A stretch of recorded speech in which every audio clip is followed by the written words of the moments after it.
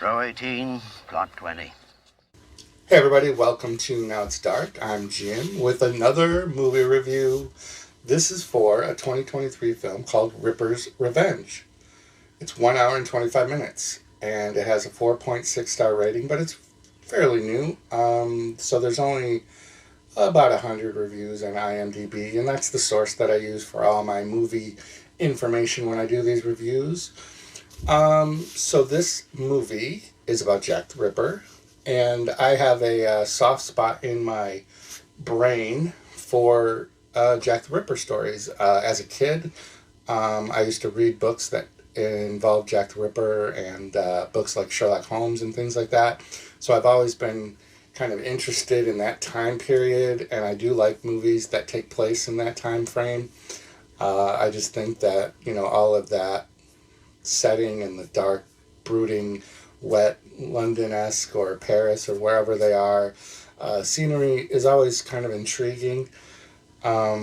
This movie, let's read the official synopsis because it does make for an interesting story. It takes place 1 year from the notorious Jack the Ripper murders. The killings have stopped, but the identity of the killer remains a mystery.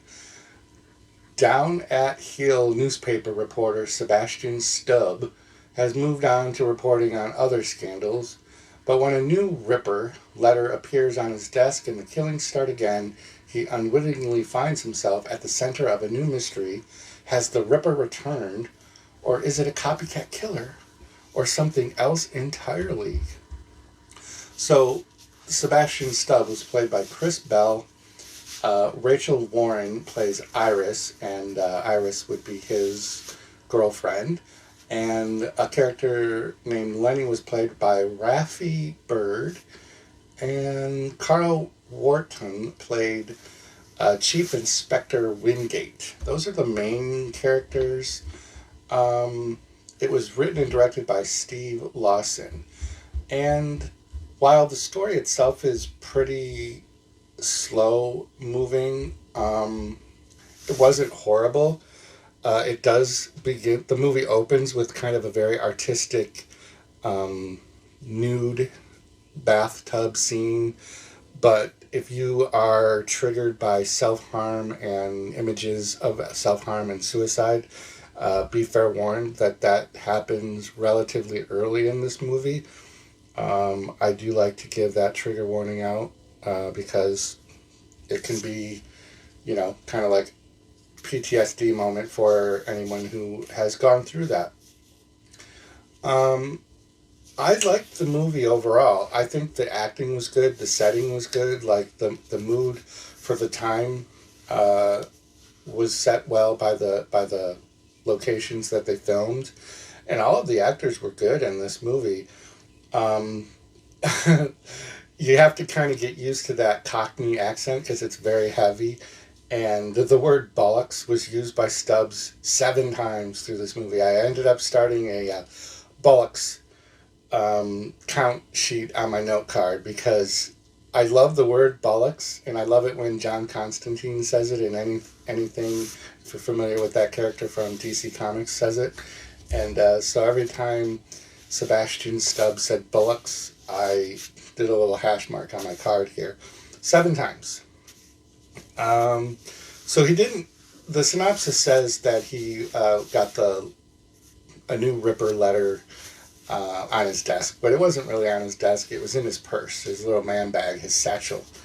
And that's an important part of the story, and maybe that's why they didn't include it in the synopsis, but yeah, he's mysteriously being given these letters, and because he was the reporter that was receiving letters, when the original Jack the Ripper story was happening.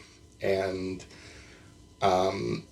since then, through the past year of there not being any Jack the Ripper stories, the newspaper that he writes for kind of was on hard times. The plague was going on, and money was tight.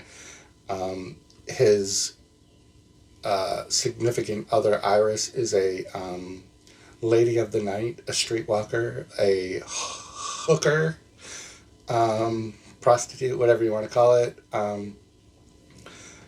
And yeah, the only thing I didn't like about the movie was the score. At certain times, it didn't seem to match the mood that maybe they were trying to give in the film. And like the very end of the movie was like a full-on rock and roll style song.